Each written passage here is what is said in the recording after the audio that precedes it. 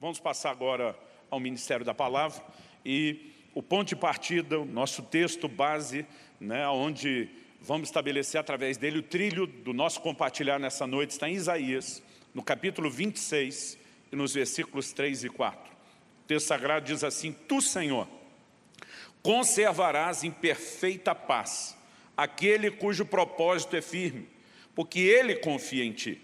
Confiai no Senhor perpetuamente, porque o Senhor Deus é uma rocha eterna.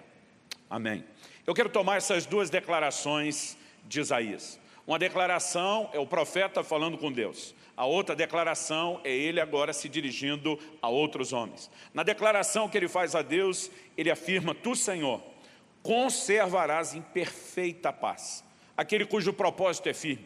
Algumas traduções usam a expressão aquele cuja mente é firme.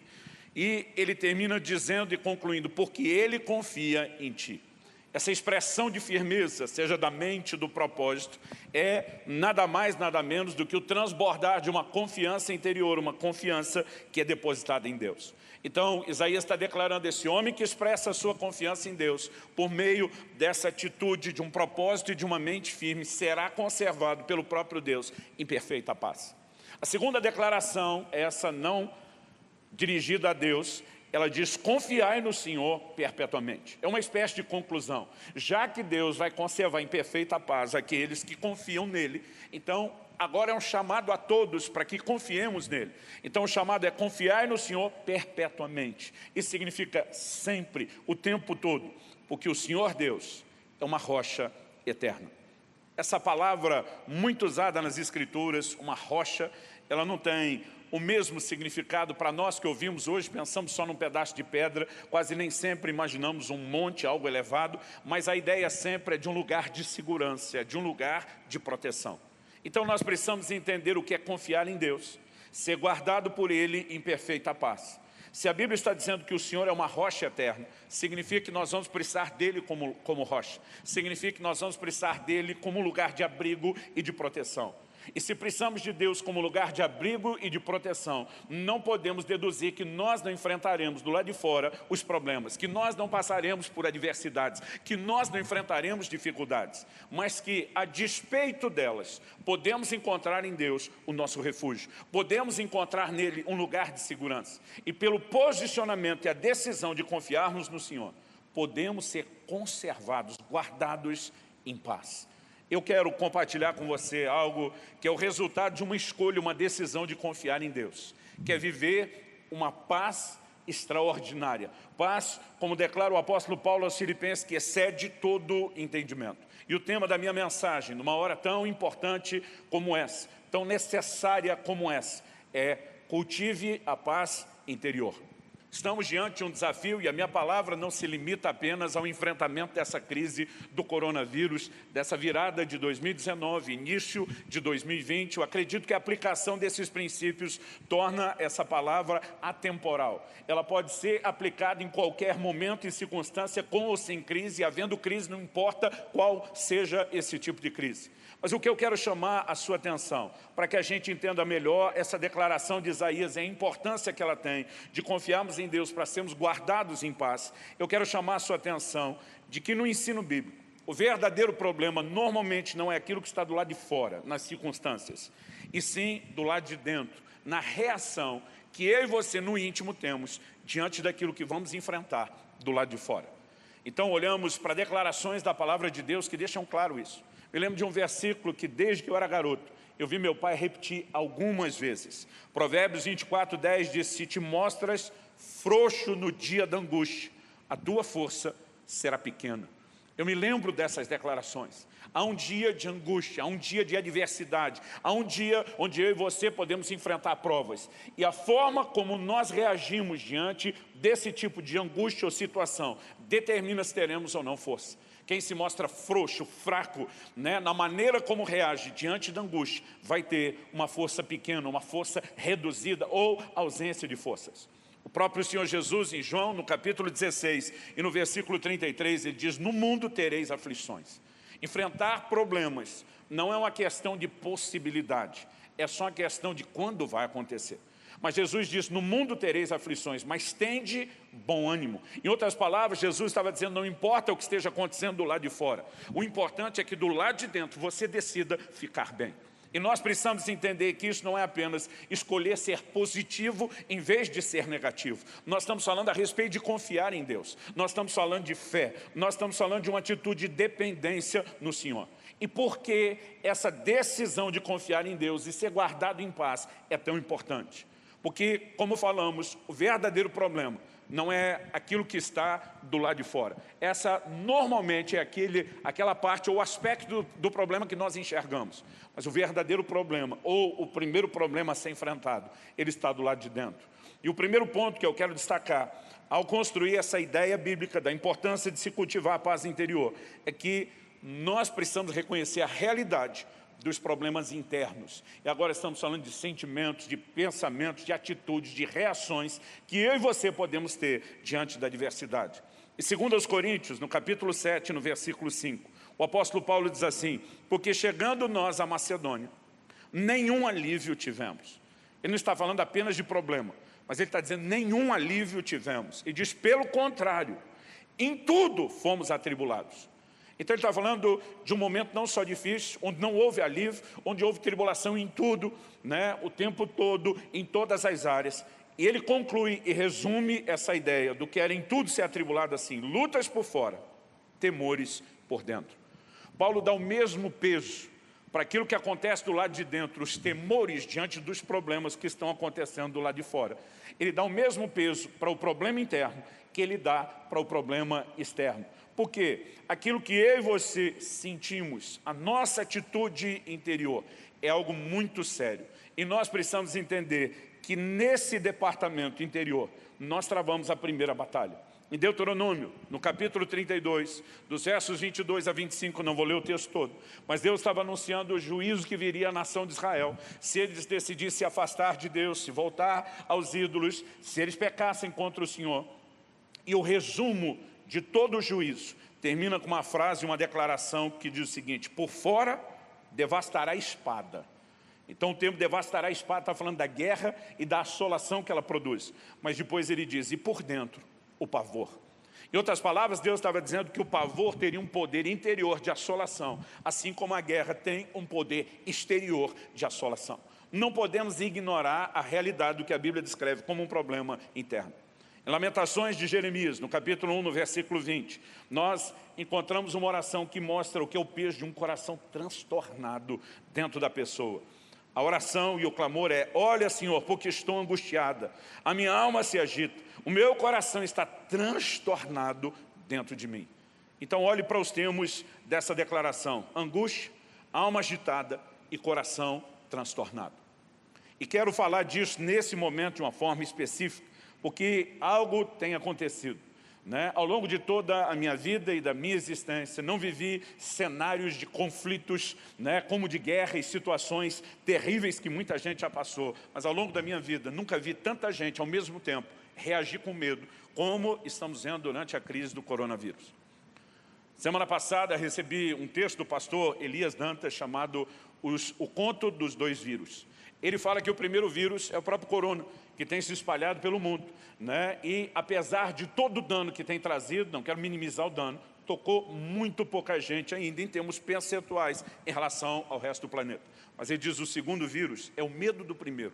E o medo do primeiro já infectou a maioria das pessoas. Nós precisamos entender quão sério é essa atitude interior de medo, de ansiedade, de preocupação, porque muitos estão preocupados não apenas com a sua saúde, estão preocupados legitimamente com a saúde de outros, de gente querida, amada, de gente do círculo próximo, da própria família, que talvez esteja no grupo de risco. Algumas pessoas estão preocupadas, graças a Deus por essa preocupação, com gente que eles nem conhecem, porque afinal de contas são seres humanos, estão preocupados com o caos ou o colapso do sistema de saúde. Agora, o que nós precisamos entender é que ainda que no nosso coração possa haver esse nível de preocupação que gera empatia, intercessão, dor, nós não podemos permitir que isso se avolume como uma ansiedade, um peso interior.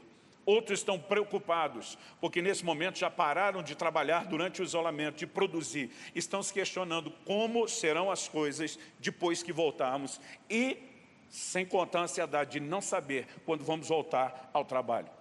Como estará a economia? Qual será o nível de recessão que enfrentaremos depois?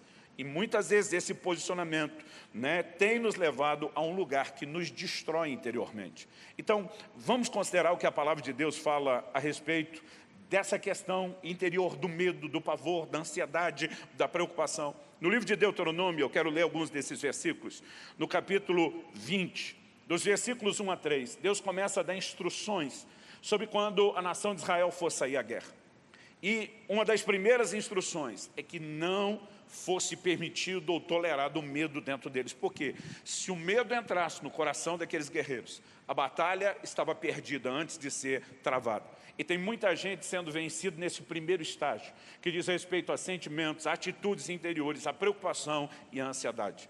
Então, a declaração de Deus, a partir do verso 1 ao 3 de Deuteronômio 20 é: quando vocês saírem para fazer guerra aos seus inimigos e virem cavalos, carros de guerra e um povo maior em número do que vocês, não tenham medo deles, pois o Senhor, seu Deus, que os tirou da terra do Egito, está com vocês. Deus está dizendo que a razão para não ter medo não é fingir que não tem problema, é reconhecer que, a despeito do problema, nós podemos desfrutar a presença de Deus e, por conseguinte, a intervenção e a manifestação do poder desse Deus que está presente conosco. Então, o Senhor continua e diz assim: quando estiverem se preparando para a batalha, o sacerdote se adiantará e falará ao povo, dizendo: escute, povo de Israel, hoje vocês estão se preparando para lutar contra os seus inimigos, que o coração de vocês não desfaleça.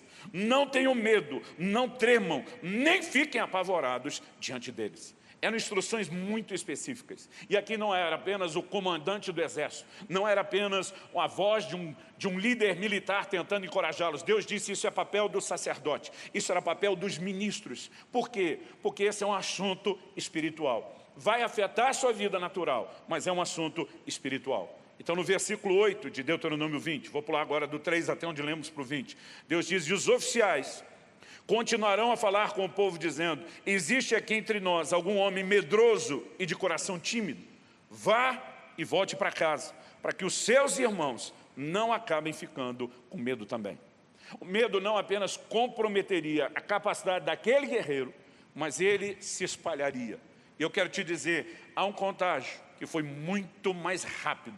Hoje em dia, quando algo se espalha depressa, mesmo na internet, a gente diz viralizou, porque normalmente o vírus se comunica e tem um contágio muito acelerado, como temos visto.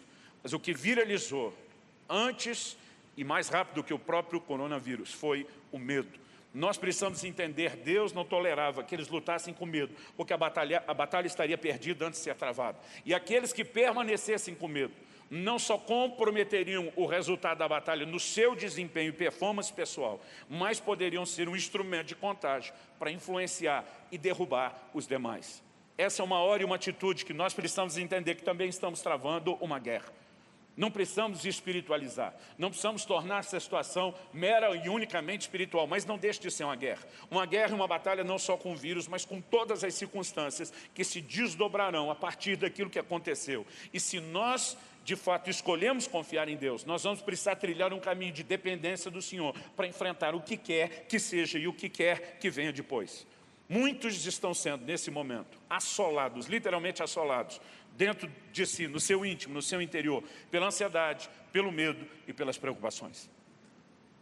Billy Graham, finado Billy Graham, grande homem de Deus, disse: a ansiedade é o resultado natural de centralizarmos nossas esperanças em qualquer coisa menor do que Deus e sua vontade para nós.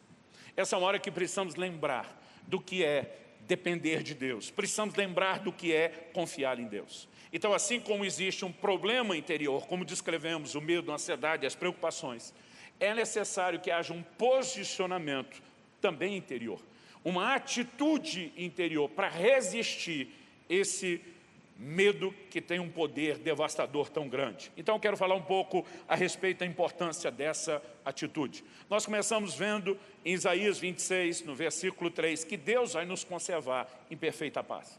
Isso fala de algo que Deus faz. Mas a Bíblia diz que Deus vai conservar em paz aquele que confia no Senhor. Então existe algo que nós fazemos. E nós precisamos entender o que é essa sociedade, o que é essa interação entre o homem e Deus, o que é a parte de Deus e o que é a parte humana. Porque nem Deus vai fazer o que Ele quer fazer sozinho, e nem o homem pode sozinho lidar com essa situação. Então, no Novo Testamento encontramos uma declaração do Senhor Jesus que nos mostra a junção dessas duas coisas, a intervenção divina e a responsabilidade humana. Em João, no capítulo 14, no versículo 27, Jesus diz: deixo-vos a minha paz vos dou. Não vou lá dou como o mundo a dá. Ele diz: não se turbe o vosso coração. Eu quero ler esse mesmo texto na Nova Almeida atualizada. Ele diz: deixo com vocês a minha paz lhes dou. Não lhes dou a paz como o mundo a dá. Que o coração de vocês não fique angustiado, nem com medo. O que nós precisamos entender é, embora a paz proceda de Deus, é Deus que nos concede em perfeita paz. Paulo, escrevendo aos Gálatas, se refere à paz como fruto do Espírito. Agora, se por um lado Jesus está dizendo, eu deixo a minha paz, e ela vem de Deus, por outro, ele diz que vocês não permitam que o coração de vocês fique com medo, fique angustiado. E aí é a nossa decisão. Eu diria que isso é algo parecido com quando a gente pensa no fogo, né? A paz que Deus quer trazer é como fogo. Mas nós temos a responsabilidade de colocar a lenha, de manter esse fogo aceso. E isso está relacionado com a nossa atitude.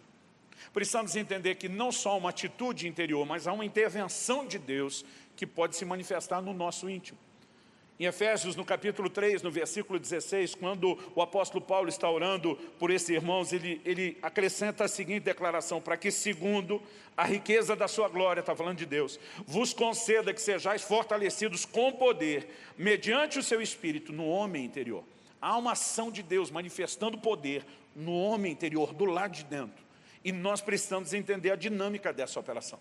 Porque muitas vezes pensamos no poder apenas como uma manifestação da unção, da glória, da atuação dos dons. Há um revestimento de forças interior, para que eu e você possamos vencer o medo e a ansiedade e tudo aquilo que tem sido a nossa verdadeira batalha no íntimo.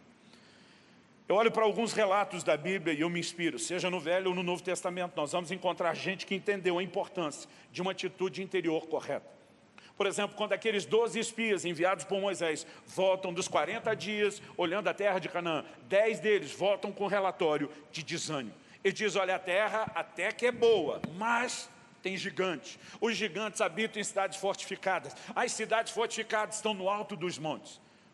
E a Bíblia nos mostra que a fé vem por ouvir a palavra de Deus. Mas eu gosto de dizer que a dúvida também vem por ouvir e ouvir qualquer coisa contrária à palavra de Deus. A Bíblia diz que o coração do povo se derreteu ouvindo esses homens. Mas 2 daqueles 12, diferente dos primeiros 10, Josué e Caleb, eles têm um outro discurso. Eles começam a reconhecer a realidade do problema, não ignoram os gigantes, mas eles começam a dizer, ausentou-se deles a sua segurança. O Senhor é conosco, nós não vamos temê-los, nós vamos consumi-los como pão. Nesse momento, eles estão mostrando que decidiram colocar os olhos em Deus, confiar em Deus e não se deixar abater diante das circunstâncias. Quando vamos para o Novo Testamento, em Atos 16, encontramos Paulo e Silas. Foram presos pregando o evangelho na cidade de Filipos. Imagino que muito crente no lugar dele estaria resmungando com Deus, reclamando com Deus, que por ter obedecido tinha dado tudo errado. Mais diferente, a Bíblia diz lá pela meia-noite. Meia-noite é aquela época diferente de hoje, quando alguns de nós ainda nem fomos dormir. Era metade da noite mesmo. A Bíblia diz lá pela meia-noite, esses dois estavam acordados, não deixavam ninguém dormir. Porque a Bíblia diz que eles oravam, cantavam louvores e os presos escutavam. Qual é a atitude interior desses dois? Não importa o que enfrentamos do lado de fora, nós não vamos deixar de acreditar em Deus, nós não vamos deixar de confiar em Deus, nós não vamos deixar de buscar a Deus.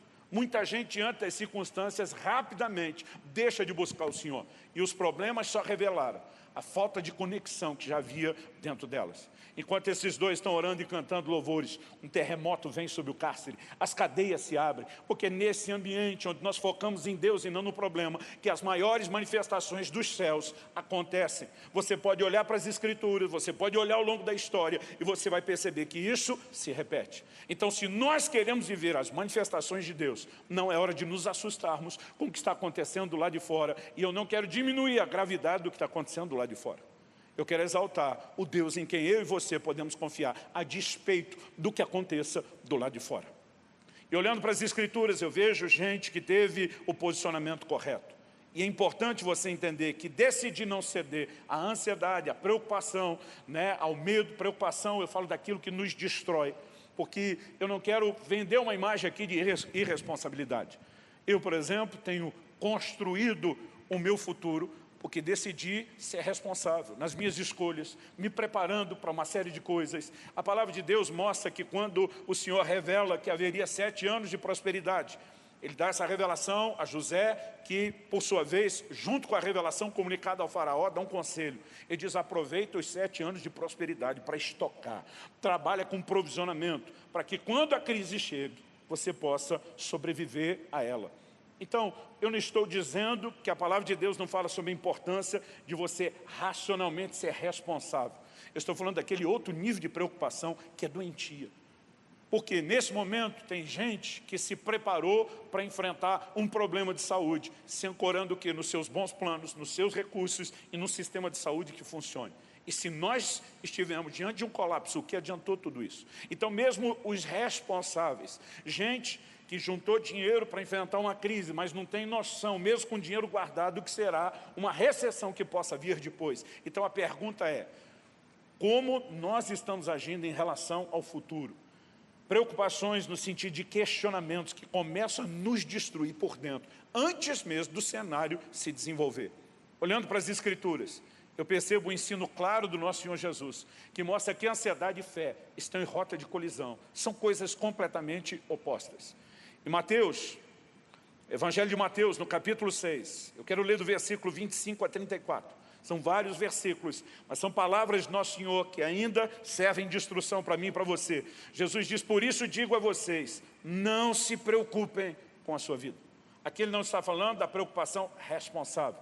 Ele está falando da preocupação desnecessária, destrutiva, ansiedade. Não andem ansiosos a respeito da sua vida, diz outra versão. Quanto ao que irão comer ou beber, nem com o corpo, quanto ao que irão vestir. Ele diz, não é a vida mais do que o alimento, e não é o corpo mais do que as roupas. Observem as aves dos céus, que não semeiam, não colhem, nem juntam em celeiros. No entanto, o Pai de vocês que está no céu as sustenta. Será que vocês não valem muito mais do que as aves? E aqui Jesus mostra que uma das coisas que sustenta o nosso posicionamento de confiança nele é entender o valor que nós temos aos olhos dele. Jesus está dizendo, vocês têm valor aos olhos do Pai. É por isso que vocês podem acreditar que Ele vai cuidar de vocês. Vocês são importantes aos olhos de Deus, Jesus está dizendo. É por isso que você pode esperar que Ele vai estar de olho em você e em tudo aquilo que você possa vir enfrentar. Então Jesus continua e diz, quem de vocês, por mais que se preocupe, pode acrescentar um côvado ao curso da sua vida? Em outras palavras, Jesus está dizendo o que é que essa preocupação destrutiva vai resolver, o que é que ela vai mudar, o que é que ela vai melhorar. Vou falar sobre isso depois. Ele continua e diz, por que se preocupam com o que vão vestir? Observem como crescem os lírios do campo, eles não trabalham nem fiam. Eu, porém, afirmo a vocês que nem Salomão, em toda a sua glória, se vestiu como qualquer deles. Ora, se Deus veste assim a erva do campo, que hoje existe e amanhã lançada no forno, não fará muito mais... Quero dar o destaque a muito mais. Não fará muito mais por vocês, homens de pequena fé. Portanto, não se preocupem dizendo que comeremos, que beberemos ou com que nos vestiremos. Jesus diz que quem está cedendo a esse nível de ansiedade e preocupação é alguém classificado como gente de pequena fé. Depois ele diz, porque os gentios...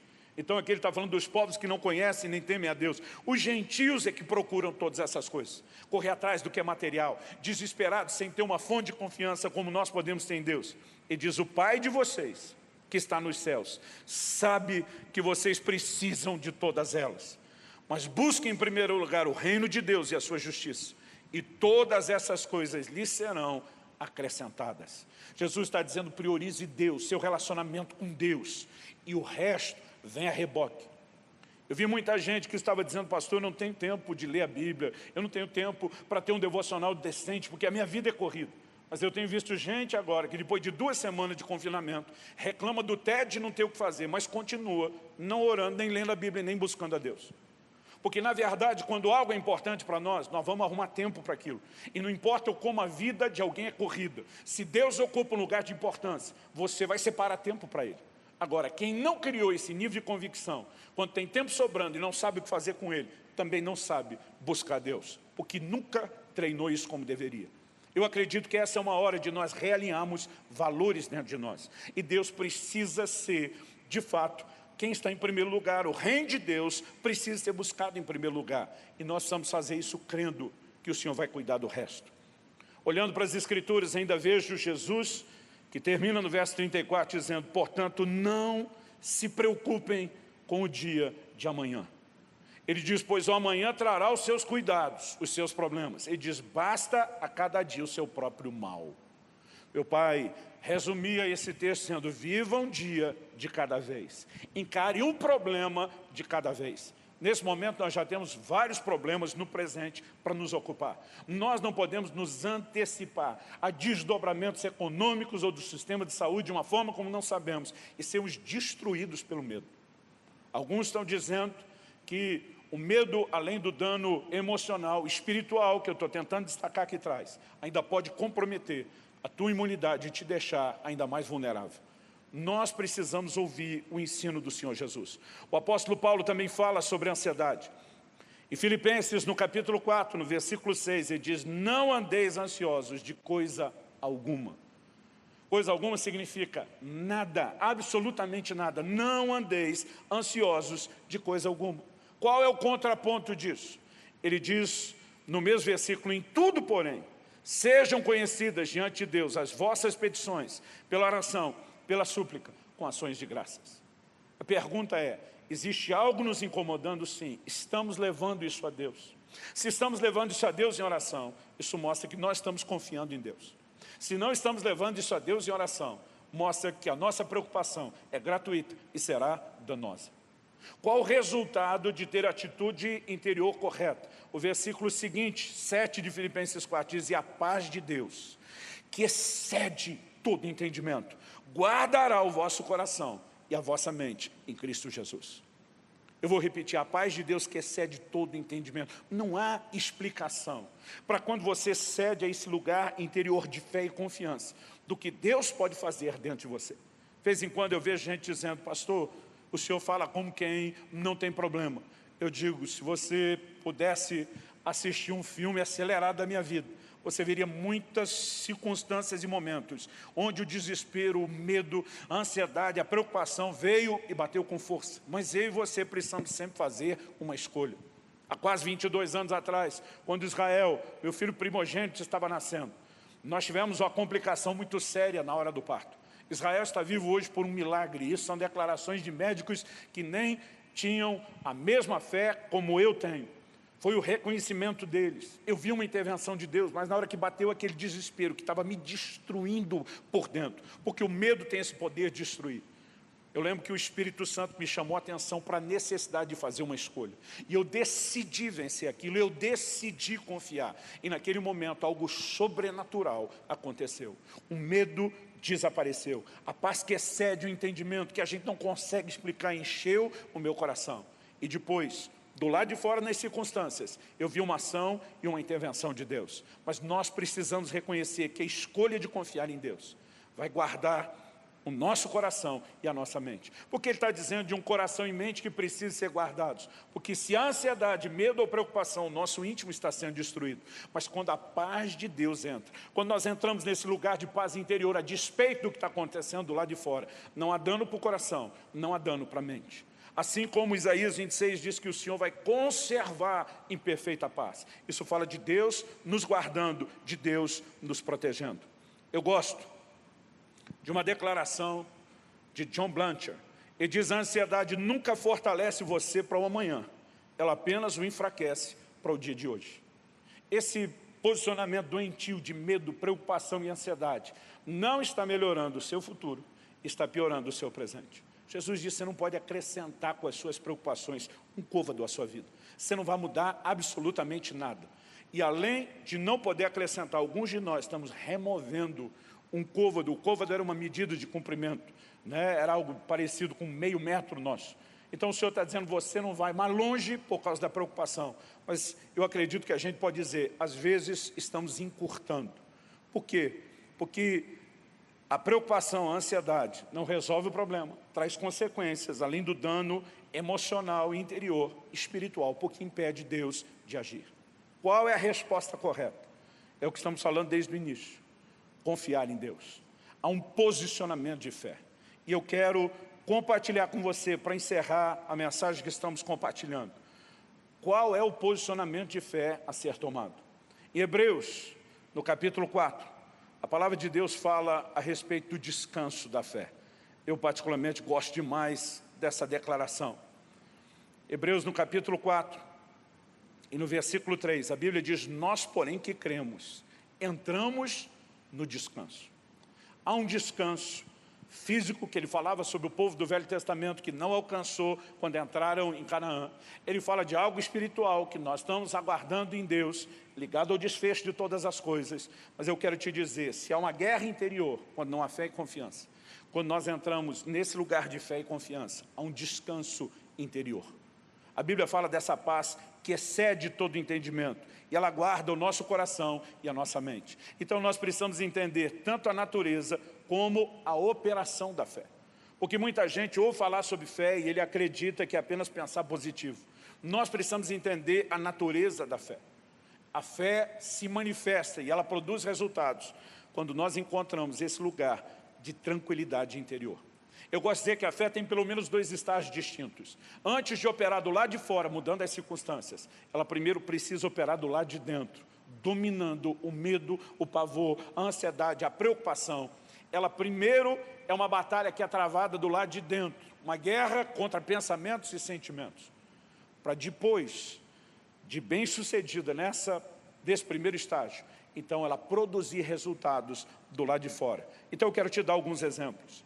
A palavra de Deus diz em Isaías 30:15, porque assim diz o Senhor Deus, o Santo de Israel, na conversão e no descanso, observe a frase descanso, está a salvação de vocês. Salvação aqui não tem essa aplicação espiritual do Novo Testamento, está falando de livramento, de socorro, de ajuda. Então no descanso está o socorro, o livramento, a ajuda de vocês. O texto continua e diz, na tranquilidade, na confiança, reside a força de vocês. Em primeiro lugar, Deus relaciona confiança com tranquilidade. Porque quem tem um posicionamento de confiança não tem medo. E quem tem medo, normalmente não está tendo a confiança. Deus diz, na tranquilidade e na confiança, reside a força de vocês. Se por um lado, quando a Bíblia diz em Provérbios 24, se te mostrares frouxo, no dia da angústia, tua força será pequena. Por outro lado, a Bíblia diz, se entrarmos nesse lugar de tranquilidade e confiança, é ali que reside a nossa força. Porque a fé primeiro opera aqui dentro. Em Hebreus, no capítulo 11, no versículo 34, a Bíblia, quando nos dá aquela galeria dos heróis da fé, fala de gente que operou primeiro nesse estágio interior, antes de viver os resultados exteriores. E um dos exemplos dados são os amigos de Daniel. Hebreus 11:34 fala que alguns pela fé apagaram a força do fogo. Uma clara menção a Sadraque, Mesaque e Abdinego, como nós lemos em Daniel no capítulo 3. Agora, observe que a Bíblia não diz que a fé deles apagou o fogo. Tem muito crente vivendo uma ficção na sua cabeça a respeito do que é a fé. Ele imagina a fé quase como se fosse uma varinha de condão para ser batido no problema que tem que instantaneamente, imediatamente desaparecer.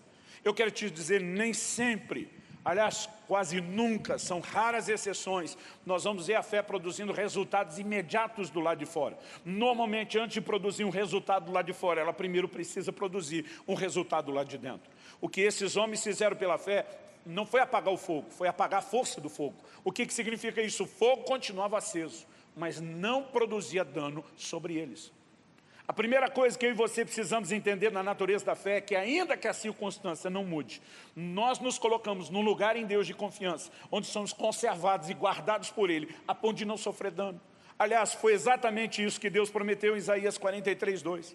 Ele diz, quando passares pelas águas. Note que o texto não diz se você passar, diz quando passar. Porque a questão não é se vai acontecer, é quando é que vai. Nós enfrentaremos problemas, ponto final. A Bíblia não prometeu um evangelho, uma fé, onde você não está exposto a nenhum tipo de problema, adversidade. Mas a Bíblia diz, quando passares pelas águas, elas não te afogarão. Deus está dizendo, O importante é que você não deixe o que está acontecendo lá de fora te destruir. Então não importa se eu tenho que enfrentar as águas. O que importa é que eu não deixe elas me afogar. Tem gente se afogando, se perdendo nessa guerra interior, antes de ter travado qualquer batalha do lado de fora. Aí o texto continua e diz, quando passares pelo fogo, ele não te queimará e a chama não arderá em você. Deus está dizendo o seguinte, que independente do fogo, está ardendo lá de fora, ele não precisa me queimar, ele não precisa me destruir. Então o primeiro resultado da fé não é mudar o que acontece lá de fora, é blindar a mim e a você no meio do problema, para que a gente não seja afetado por aquilo que está acontecendo. O livro de Daniel, falando de Sadraque, Mesaque e Abdinego, quando saem da fornalha, a Bíblia diz que as pessoas reconheceram que o fogo não teve poder algum sobre eles. Então tem um momento onde eles saem do fogo, sim. Tem um momento onde as circunstâncias mudam, graças a Deus. E eu e você temos que esperar que isso aconteça na nossa vida, mas antes, nós precisamos apagar a força do fogo e não deixá-lo ter domínio sobre nós. Então a questão agora, não importa o que eu e você estejamos enfrentando num momento como esse, principalmente de problemas que estão sendo ampliados exponencialmente por essa crise que desconhecemos o seu desfecho, nós precisamos ter uma atitude de confiar em Deus. Alguém disse que o verdadeiro problema não é aquilo que está do lado de fora, é aquilo que está do lado de dentro, é a forma como nós olhamos para aquilo, é a maneira como nós nos relacionamos com o que acontece do lado de fora. Precisamos de uma escolha. Assim como no dia do parto do meu filho, eu precisei, em primeiro lugar, apagar a força do fogo e vencer o medo, para depois ver a intervenção do lado de fora. Ao longo das Escrituras vamos encontrar a repetição desse padrão. Quando Jesus vem ao encontro dos seus discípulos andando sobre as águas, e quando as pessoas me perguntam sobre uma boa definição de fé, eu digo, bom, além daquilo que já é explícito na Escritura, Hebreus 11:1, que diz que a fé é a convicção das coisas que não se veem e a certeza de coisas que se esperam. Quando me perguntam, pastor, qual uma definição de fé a mais que o senhor gosta de dar? Eu gosto de tomar como exemplo esse episódio, de quando Jesus vem andando sobre as águas, a tempestade está rolando solto, e antes de intervir na tempestade, Jesus mostra que ele não tem nenhum medo dela e que ele pode se mover sobre ela. Quando Pedro vê Jesus chegando, e a mensagem de Jesus é não temas, porque normalmente essa declaração é muito repetida num contexto onde se espera fé, daqui a pouco eu volto a falar disso. Pedro olha para Jesus e diz, és tu, manda-me ter contigo. Jesus olha para o Pedro e diz, vem. E o Pedro sai. Ele anda sobre as águas, ou como disse alguém muito bem, ele anda sobre a palavra de Jesus, que ele decidiu acreditar. E normalmente as pessoas gostam de falar do Pedro que não acreditou. Eu gosto de olhar para o Pedro que acreditou. Em algum momento ele deixou de acreditar, sim. Então vai lá a minha definição de fé. Fé é olhar para Jesus no meio da tempestade. Agora, se você quer saber a minha definição de incredulidade, incredulidade é olhar para a tempestade em vez de olhar para Jesus. Porque onde você coloca os seus olhos vai te afetar. Enquanto Pedro está olhando para Jesus, ele tem a capacidade de vencer e se mover sobre a tempestade, como Jesus está se movendo. Mas quando ele começa a olhar a tempestade, ele perde o foco de Jesus e ele deixa de experimentar aquilo que Jesus poderia fazer e ele volta a ter o medo que as circunstâncias produzem. Mas a história não terminou aí. As pessoas normalmente falam do Pedro como se ele fosse só incrédulo. Em primeiro lugar, ele fez o que a maioria, ou a grande maioria, quase todo mundo, né, no lugar dele não teria feito. Ele decidiu acreditar e andou sobre as águas. Se você quer saber, ele não andou uma vez só. Porque depois que começa a afundar, e ele vê que está abortando o sobrenatural, porque colocou os olhos nas circunstâncias em vez de Jesus, ele decide lutar contra aquilo. E a hora que ele clama para o Senhor Jesus, socorre-me! E a Bíblia diz que o Senhor estendeu a mão e o socorreu. E a Bíblia diz que os dois voltaram para o barco. Você acha que Jesus voltou nadando com Pedro? Nós podemos dizer que Pedro andou a ida e a volta.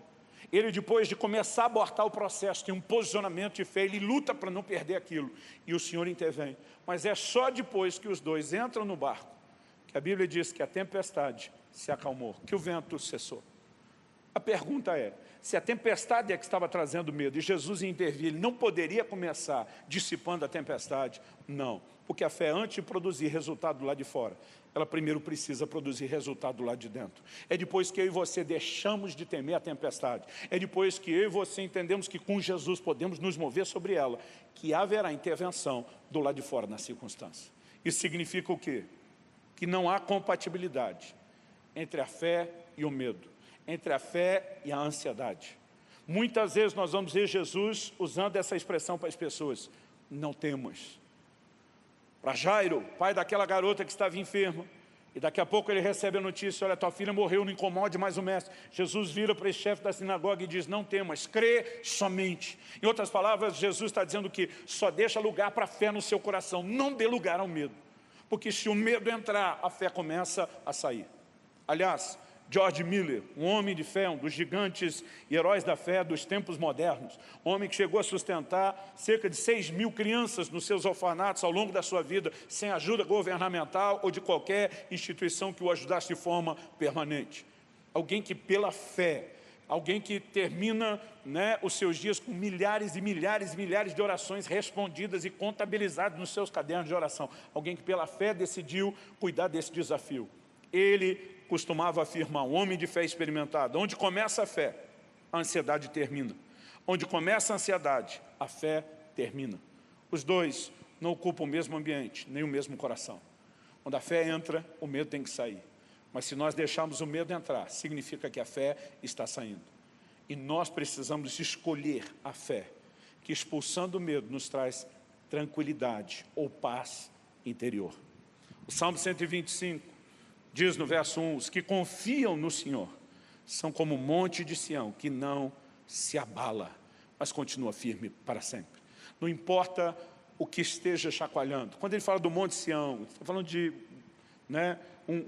uma grande área rochosa. Davi, por exemplo, tinha a sua fortaleza em Sião, mas Sião é um monte, nós estamos falando de um espaço grande. Dependendo do tremor de terra, poderia derrubar uma casa construída, mas não tem condições de abalar aquele monte todo. A Bíblia está falando que quem confia no Senhor é como o monte de Sião, não se abala, mas permanece firme para sempre. Então o que eu e você precisamos entender é que independente do que possa tentar nos chacoalhar, a escolha da confiança vai nos manter interiormente firmes, sadios e inabaláveis. E nós precisamos dessa fé inabalável. Para concluir, eu quero te chamar a um entendimento prático. Se existe, então, um problema interior que requer uma atitude interior de fé e confiança, que vai nos levar a um outro estado interior de paz, nós precisamos saber exatamente o que é que nós temos que fazer. Além de entender que a responsabilidade de escolher confiar é nossa, nós precisamos cooperar para que a nossa fé possa reagir. E uma das coisas que eu e você precisamos investir, se queremos entrar nesse lugar de fé, é no alimento da fé. Romanos 10:17 diz que a fé vem por ouvir e ouvir a palavra de Deus. Eu fico perplexo com crentes que estão passando literalmente quase que o dia todo, alternando entre o noticiário e os comentários das notícias sobre a crise do coronavírus nas redes sociais. O dia inteiro alimentando o medo, a preocupação e a fé, e dizendo que não tem tempo para a palavra de Deus. Quando aquilo era o único remédio, o único antídoto para o medo, para fortalecer a confiança. Outra coisa que nós não temos nos dedicado como deveríamos, a oração. Paulo diz aos Filipenses sobre não andar ansioso de coisa alguma, mas fazer conhecida diante de Deus as nossas necessidades, aquilo que deveria nos deixar ansiosos, por meio das nossas súplicas. Então nós precisamos nos voltar a esse lugar de oração. Um outro entendimento e uma escolha que eu e você precisamos fazer é que a razão pela qual eu e você não precisamos nos entregar à ansiedade é reconhecer que nós temos valor, somos importantes para Deus e que Deus cuida de nós. 1 de Pedro 5,7 diz, lançando sobre ele, sobre Deus, toda a vossa ansiedade, porque Ele tem cuidado de vós. Agora preste atenção, depois de falar de se livrar da ansiedade, ele diz no versículo seguinte, sejam sóbrios, atentos e vigilantes. E diz, o diabo, vosso adversário, anda em derredor, bramando como leão, buscando a quem possa tragar, resistir-lhe firmes na fé. Se a ansiedade é o oposto da fé, e logo depois de falar de se livrar da ansiedade, ele diz que o diabo vem tentar nos tragar e que a gente tem que resistir em fé. Qual é a obra de Satanás? Assim como Deus trabalha por meio da fé, Satanás age por meio do medo. Aliás, eu gosto de dizer que o medo é uma fé invertida. É a convicção de que algo ruim vai te acontecer. E nós não podemos ceder a isso. Qual o antídoto? Um posicionamento de fé. Uma fé que é alimentada pela palavra. Uma fé que se expressa e se comunica com Deus mediante a oração. Uma fé que é fortalecida na adoração. Precisamos ter tempo de devoção diária. Precisamos encher o nosso coração com o que o livro de Salmos chama dos altos louvores que precisam estar na nossa boca. A Bíblia diz em Romanos 4 que Abraão, que é chamado pai da fé, que nos deixou pegadas de fé a ser seguido, a palavra de Deus diz que ele não vacilou por incredulidade, mas se fortaleceu na fé, dando glória a Deus. Enquanto glorificava a Deus, que era fiel para cumprir a promessa, em vez de ficar olhando para as circunstâncias, a fé de Abraão foi se fortalecendo. Agora, se nós, e a Bíblia diz que ele não foi alguém que não reconheceu o seu problema. A Bíblia diz que ele atentou para o seu corpo adormecido, no sentido de reconhecer que o problema está lá, mas não atentou no sentido de se deixar ser afetado por ele. Nós precisamos escolher. E se nesse momento nós nos voltarmos à palavra, à oração e à adoração, nossa fé e confiança serão fortalecidas. O resultado, a Bíblia diz, o Senhor vai nos conservar em perfeita paz. Essa ideia da conserva sempre me faz lembrar de alimentos em conserva, em especial o pepino, coisa que aqui no sul, né, é muito consumida e apreciada, talvez mais do que no resto do Brasil.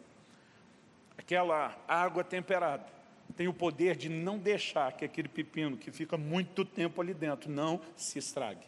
Deus também tem uma conserva para a minha mente, para a sua mente, para o meu e o seu coração. Paulo diz, e a paz de Deus, que excede todo entendimento, vai guardar sua mente e o coração. Deus vai nos conservar em perfeita paz. Em outras palavras, Ele não vai deixar que a gente seja deteriorado pelo efeito do medo. As pessoas têm perguntado, pastor, o que é que o senhor acha que vem depois da crise? Eu tenho dito, eu não faço a menor ideia, não tem como estabelecer prognóstico algum que seja certo ou exato. Mas uma coisa que eu faço não só ideia, eu tenho certeza e convicção. Eu sirvo a um Deus que cuida de mim. Eu decido fortalecer a minha fé e a minha confiança para o que quer que seja que venha depois. Eu decido permanecer em fé e confiança nesse momento e não me entregar ao medo. E eu quero te encorajar a fazer a mesma coisa. Eu gostaria que nós terminássemos tendo um momento de oração juntos. Pai, nós oramos e clamamos ao Senhor. Que a Tua palavra não alcance apenas a nossa mente e a razão. Nós oramos que ela desperte o nosso íntimo para uma atitude, um posicionamento, uma resposta clara para Ti. Nós oramos que ela venha com aplicação bem pessoal na vida de cada um. E nós oramos que nessa hora o Senhor possa vivificar a medida de fé que o Senhor tem repartido com cada um dos meus irmãos, como diz a Tua palavra. Eu oro por fortalecimento na fé.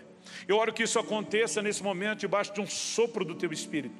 Que os ajude não apenas a entender, mas a praticar e a se posicionar na Tua palavra. Que porções das Escrituras que já têm alimentado o coração deles, em outros momentos voltem com força. Não apenas como uma lembrança comum ao natural, mas como fruto de uma ação sobrenatural do Senhor. Eu oro que nessa hora, aqueles que estão sendo devastados por dentro, pelo medo, como muitas vezes a espada já devastou por fora e assolou por fora nas guerras. Eu oro que esse quadro seja mudado por um posicionamento de fé e confiança. Eu oro por uma intervenção do alto na vida de cada um deles. Eu oro por fortalecimento nessa hora, em nome do Senhor Jesus e para a glória de Deus. Que a boa mão do Senhor os envolva, que haja despertamento espiritual e que ao se posicionarem diante do Senhor, experimentem a paz que excede todo entendimento. E que ela se manifeste de uma forma tão intensa e poderosa que se torne um atrativo para aqueles outros à volta, amigos, vizinhos, familiares, que não conseguiram entrar nesse mesmo lugar. Nós oramos em nome do Senhor Jesus. Antes de terminar, eu quero ainda dar uma breve palavra. Ao longo dos meus anos de ministério, quase sempre que falamos de fé, principalmente quando temos tempo, além do ensino bíblico, para compartilhar experiências que demonstram que esse poder de Deus se manifesta hoje nos nossos dias. Eu costumo ouvir gente que me procure, com palavras diferentes, eles acabam dizendo praticamente a mesma coisa. Muitos me dizem, como eu consigo ter uma fé como a sua? Eu quero muito ter essa atitude de fé, mas parece que eu não consigo. E normalmente meu conselho para essas pessoas é o seguinte: para que você possa ter fé, primeiro você tem que trazer para dentro da sua vida o que a Bíblia chama de o autor da fé. Jesus é chamado nas Escrituras de o autor e o consumador da fé. Não dá para você ter fé sem colocar o autor da fé para o lado de dentro primeiro. E o primeiro passo que você precisa é entregar sua vida a Jesus. Se você não fez isso ainda, eu quero falar de uma forma direta, franca e honesta ao seu coração. Faça isso agora, não deixe isso para depois. Talvez você está aqui nesse momento assistindo e se afastou do Senhor Jesus. Está precisando de reconciliação. E você sente o quanto a fé esfriou dentro de você. Mas você pode reacendê-la ao trazer o autor da fé novamente para a sua vida, ou trazer a sua vida de volta nas mãos do autor da fé. O meu apelo ao seu coração, faça isso agora. A Bíblia diz: se hoje ouvides a sua voz, não endureça o coração. Eu tenho certeza que o Espírito Santo está procurando mexer no coração de gente que me ouve essa hora. Ele não está limitado a um lugar, você pode ser tocado à distância, ele não está limitado ao tempo. Talvez você não está assistindo a palavra neste momento ao vivo, mas vai ter acesso à gravação depois, e ele vai mexer ao seu coração. E quando você reconhece, você não deveria lutar contra, deveria ceder. Eu aconselho a você, para vir a Jesus, você precisa vir reconhecendo não só quem Ele é, mas quem você é. E o reconhecimento de quem você é e de quem Ele é, envolve também o entendimento de reconhecer o que Ele fez. O que é reconhecer quem você é? Precisamos admitir que somos pecadores, já nascemos assim. E o nosso pecado nos afasta de Deus, nos impede de ter conexão com Deus. É por isso que muitas vezes Deus parece tão distante. Mas quando nós reconhecemos o que é que quem Jesus é, o nosso Salvador, aquele que deu sua própria vida em sacrifício para nossa salvação e redenção, então nós vamos entender a importância da morte dele como um ato de salvação. Ele foi punido no meu e no seu lugar, para que nós fôssemos inocentados dos nossos pecados e pudéssemos receber a justiça dele. E agora, onde você estiver, você pode simplesmente dizer para ele: eu reconheço que sou um pecador, eu reconheço que o Senhor é Salvador. Eu não apenas me arrependo dos meus pecados, mas eu creio naquilo que o Senhor fez para a redenção dos meus pecados lá na cruz, ao custo e ao preço do seu sangue derramado. E nessa hora eu creio que os meus pecados foram julgados na sua morte.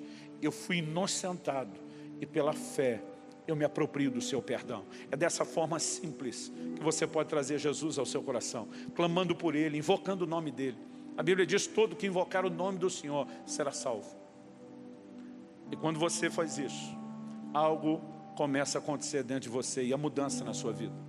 Se você nesse momento decidiu tomar essa decisão de entregar a sua vida a Cristo ou voltar-se para Ele, eu gostaria de alguma forma poder tentar oferecer um pouco mais de ajuda a você. Talvez se você está se reconciliando com Deus, você sabe que a primeira coisa é voltar para a casa de Deus. Talvez não dê para participar das reuniões presenciais tão rápido, mas é necessário que você volte a se envolver com a igreja.